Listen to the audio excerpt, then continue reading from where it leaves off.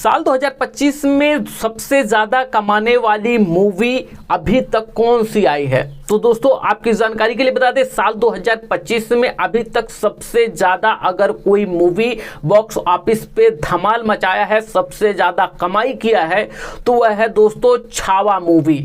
Chhaava movie साल 2025 में जितने भी फिल्म आई सबसे ज्यादा पैसा कमाया है और छावा मूवी ने 600 करोड़ रुपया कमाई करके साल 2025 का एक नया रिकॉर्ड खड़ा कर दिया है। अब इसमें कहा जाए दूसरे नंबर पे दोस्तों, तो अभी जल्द ही बॉक्स ऑफिस पे धमाल मचा रहा है दोस्तों सैयारा मूवी, जो कि सैयारा मूवी अभी तक 200 करोड़ रुपया तक कमाई कर चुकी है। अभी सैयारा मूवी चल भी रहा है और दोस्तों सैयारा मूवी जो चल रही है, आप कई ऐसे थिएटर में देखे होंगे कि जहां पर चाहे महिला हो या पुरुष हो, सैयारा मूवी देखने के बाद उनकी आंखों में नमी आ जाती है। कितने ऐसे ऑडियंस है जो देखने के बाद ये कहा जाए कि पिक्चर हॉल में ही वह बेहोश हो जा रहे हैं और पिक्चर हॉल से जब वह बाहर निकल रहे हैं तो दोस्तों कई ऐसे ऑडियंस है कि सैयारा मूवी देखने के बाद वह रो भी रहे हैं। फिलहाल दोस्तों सैयारा के बाद पहली नंबर की बात किया जाए, छावा मूवी 600 करोड़ रुपया कमाई करके उसने एक अलग ही रिकॉर्ड कायम किया है। छावा मूवी की बात किया जाए तो छावा मूवी विकी कौशल इसमें छत्रपति संभाजी महाराज का किरदार निभाए हुए हैं।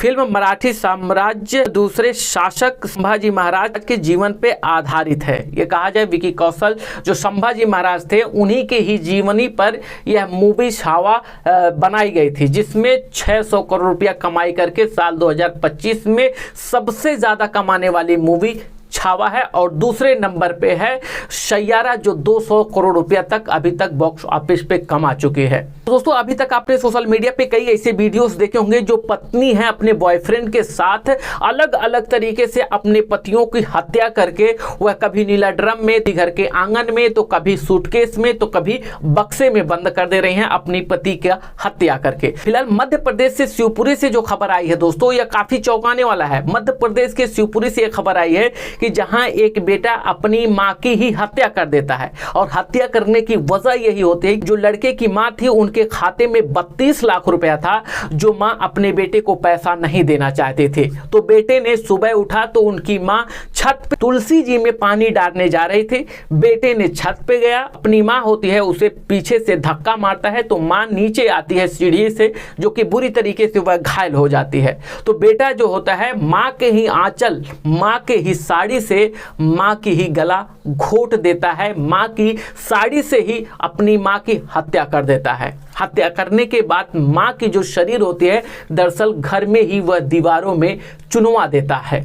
चुनवाने के बाद दोस्तों यह घटना जो हत्या किया था लड़का 6 मई 2024 को किया था और 8 मई 2024 को उसने थाने में पहुंचकर एक कंप्लेन दिया कि मेरी मां दरअसल गुमशुदा हो गई हैं, पुलिस प्रशासन उन्हें ढूंढ कर लाए। जो कि पुलिस प्रशासन को उसके ही बेटे पे शक होता है। तो पुलिस प्रशासन जब सख्ती से उस लड़के से पूछती है तो लड़के ने अपनी मां की हत्या का गुनाह कबूल किया कि हाँ हमने अपनी मां की साड़ी से गला घोटकर उनकी हत्या कर दिया है।